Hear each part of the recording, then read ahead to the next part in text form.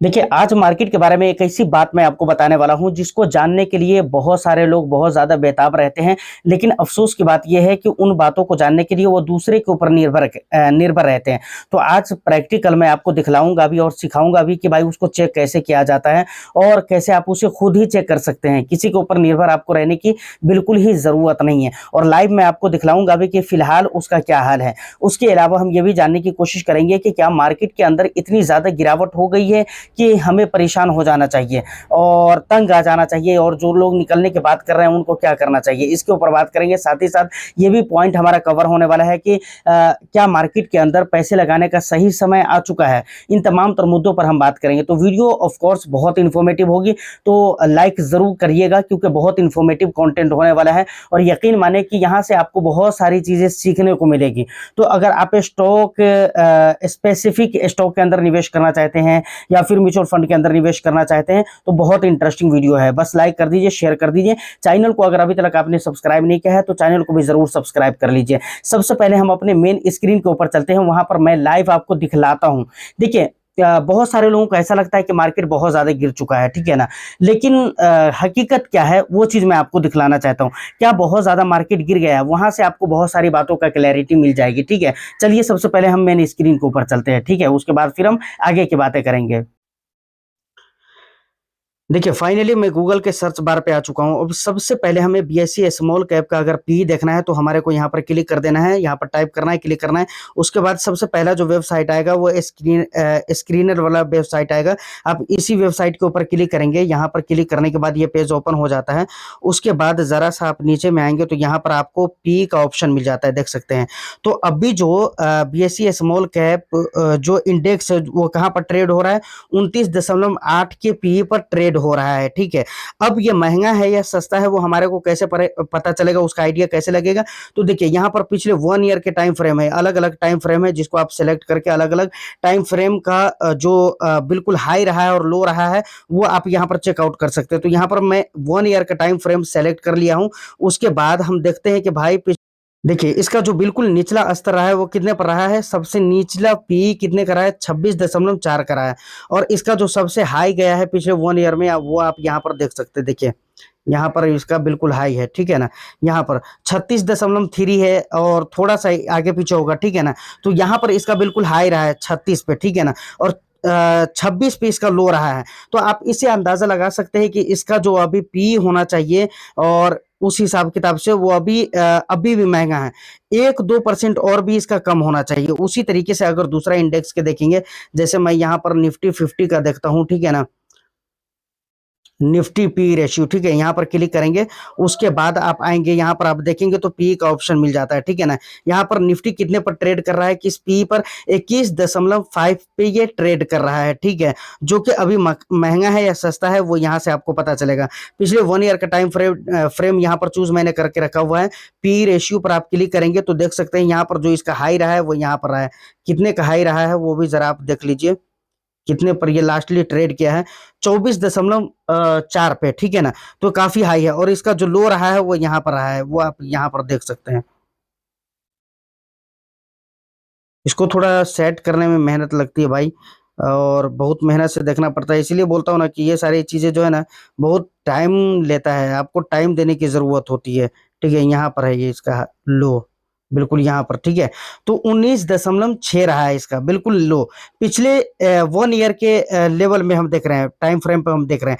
तो इस बीच में जो मुनासिब होना चाहिए वो आप समझ लीजिए कि अभी भी थोड़ा सा कम होने की जरूरत है। 20 तक के रहे तो ठीक है, मतलब थोड़ा सा अभी भी, मतलब ये अपने जो है ना बेस्ट प्राइस के आसपास आप कह सकते हो कि है, ठीक है। इस तरीके से आप चेक कर सकते हैं। उसके अलावा और अगर आप देखें तो यहाँ पर स्मॉल कैप 250 का भी पी आप देख सकते हैं, ठीक है ना। सेम वही प्रोसेस रहेगा। यहाँ 31 पर ट्रेड हो रहा है, 31.6 के पी रेशियो पर यह ट्रेड हो रहा है, जो कि अभी भी वैल्यूबल है। उसके बाद पिछले 1 ईयर का टाइम फ्रेम पी यहाँ पर क्लिक करेंगे तो देख सकते हैं इसका निचला स्तर क्या रहा है पिछले 1 ईयर में और हाई क्या रहा है। इस तरीके से आप पता लगा लेंगे, ठीक है ना। तो अभी भी थोड़ा सा वैल्यूबल है मार्केट, ठीक है।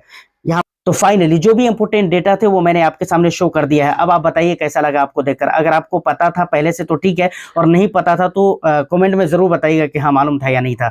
ठीक है, अब यहाँ पर ये चीज तो आपको पता चल गया है कि भाई मार्केट के अंदर वैल्यूएशन अभी भी है, मार्केट के अंदर से वैल्यूएशन अभी भी खत्म नहीं हुआ है।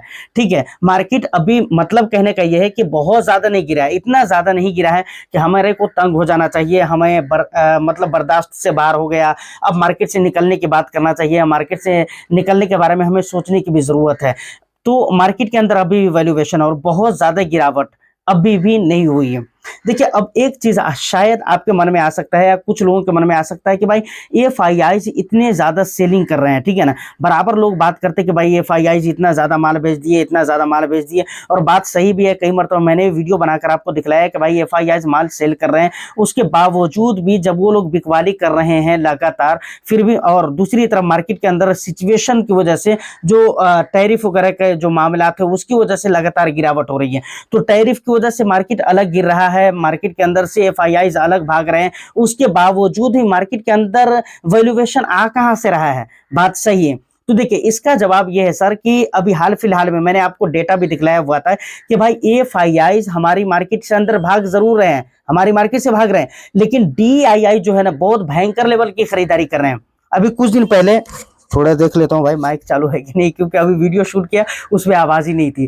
तो अभी कुछ दिन पहले मैंने एक डेटा भी दिखलाया हुआ था, ठीक है, जहां पर मैंने आपको प्रैक्टिकल स्क्रीन रिकॉर्ड करके दिखलाया था कि भाई ये डीआईआई का डेटा है। एफआईआईज तो भारी मात्रा में सेलिंग कर रहे हैं, रेगुलर सेलिंग कर रहे हैं, और रीजन की वजह से मार्केट भी गिर रहा है। लेकिन वहीं पर अगर डीआईआईज की बात करें तो भाई उसका इन्फ्लोज म्यूचुअल फंड के जरिए बहुत ज्यादा आ रहे हैं इक्विटी मार्केट की वजह से, मार्केट के अंदर, ठीक है ना, और जिसकी वजह से मार्केट के अंदर वो उस लेवल की गिरावट नहीं हो रही, वैसी गिरावट नहीं हो रही है जिस गिरावट की एक्चुअली जरूरत है। ठीक है, तो देखिए यहां तक ये तो आपको बिल्कुल क्लियर हो चुका होगा कि मार्केट के अंदर इतनी भी ज्यादा गिरावट नहीं हुई है कि आपको तंग हो जाना चाहिए और मार्केट से निकलने के बारे में सोचना चाहिए। अब दूसरी बात आती है कि क्या मार्केट में ये सही टाइम है पैसे लगाने का? ठीक है, क्या हमें अभी पैसे लगाना चाहिए? तो बिल्कुल नहीं लगाना चाहिए। देखिए यहाँ पर ये जो मैं कह रहा हूं कि बिल्कुल नहीं लगाना चाहिए, इसका ये मतलब है कि अगर आप बड़ा अमाउंट लगाना चाह रहे हैं तो नहीं लगाना चाहिए। लेकिन अगर आप छोटे छोटे अमाउंट करके निवेश कर रहे हैं, थोड़ा थोड़ा करके निवेश कर रहे हैं, तो आप कर ही सकते हो, कोई दिक्कत वाली बात नहीं है। और मैं तो ये कहूंगा कि ये थोड़ा थोड़ा अमाउंट भी आपको उसी समय पे लगाना चाहिए जब मार्केट के अंदर गिरावट हो। अगर गिरावट नहीं रहती है तो आप बिल्कुल ही पैसे मत लगाइए, ठीक है ना। खास तौर से स्मॉल कैप और मिड कैप की बात कर रहा हूं, और मैंने आपको स्क्रीन रिकॉर्ड जो दिखलाया ना उसमें अगर आपको गौर करेंगे तो आपको सारी चीजों का जवाब वहीं पर मिल जाता है। क्या मार्केट के अंदर इतनी गिरावट नहीं हुई जिससे आपको परेशान नहीं होना चाहिए, और मार्केट के अंदर वैल्यूएशन है कि या नहीं है तो वो भी आपको समझ में आ गया कैसे चेक करना है, और अभी फिलहाल में क्या चल रहा है। तो वैल्यूएशन है, मार्केट के अंदर वैल्यूएशन है, तो इसका मतलब पैसे नहीं लगाना है। तो ये पॉइंट तो पहले ही कवर हो गया, लेकिन फिर भी मैंने आपको क्लियर कर दिया है। तो कहने का मतलब ये है कि थोड़ा बहुत करके अमाउंट अगर आप लमसम करते हैं तो कर सकते हैं, कोई दिक्कत वाली बात नहीं। लेकिन मार्केट के एक लेवल पे अगर इस समय में आपको बहुत मोटा रकम लगाना है तो मैं ये कहूंगा कि भाई बिल्कुल मत ऐसा करिए, बिल्कुल मत करिए। क्योंकि देखिए मार्केट है और अभी सेंटीमेंट और रीजन इतने सारे हैं, और दूसरे रीजन को तो छोड़ दीजिए, खुद टैरिफ वाला जो एक रीजन है वही इतना बड़ा रीजन बना हुआ है मार्केट के लिए, और इतना बड़ा मतलब सवाल बन गया हुआ है ना, जिसकी वजह से मार्केट बराबर गिर ही रहा है और आगे भी गिरने के चांसेस ही है। दूसरी तरफ अगर कंपनीज के रेवेन्यू देखेंगे तो उतने अर्निंग्स अगर देखेंगे तो उतनी अच्छी नहीं आ रही है, आएंगे भी नहीं, मार्केट के हालात और सिचुएशन वही है। तो अभी धीरे धीरे चीजें सही होंगी, ठीक है।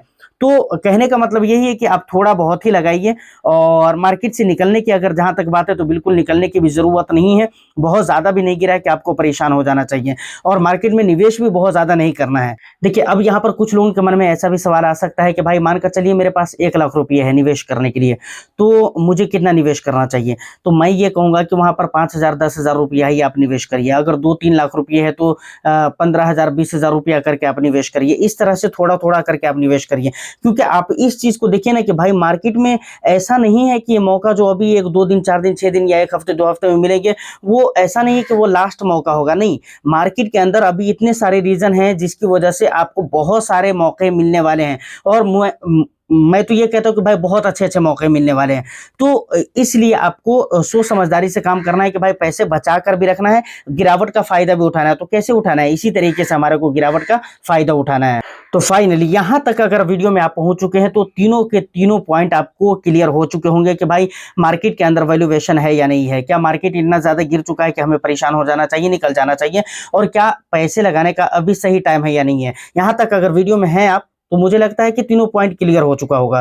तो जो भी इम्पोर्टेंट बातें करनी थी वो सारी इम्पोर्टेंट बातें मैंने आपको बता दी है, लेकिन फिर भी आपको लगता है कि भाई कुछ कमी रह गई है, कुछ और भी पॉइंट कवर होने चाहिए, तो आप मुझे मेंशन कर सकते हैं कमेंट सेक्शन में। और इन तमाम तर मुद्दों के ऊपर आपका क्या वैल्यूएबल फीडबैक है आप मुझे ज़रूर बताइएगा। और कंटेंट अगर अच्छा लगा है तो दोस्त प्लीज़ चैनल को सब्सक्राइब जरूर कर लीजिए, घंटा जो भी मिले उसको दबा दीजिए और वीडियो को लाइक करके ज़्यादा से ज़्यादा शेयर कर दीजिए। मैं फिर मिलता हूँ किसी नेक्स्ट एंड इंटरेस्टिंग वीडियो में, जब तक के लिए ऑल द बेस्ट।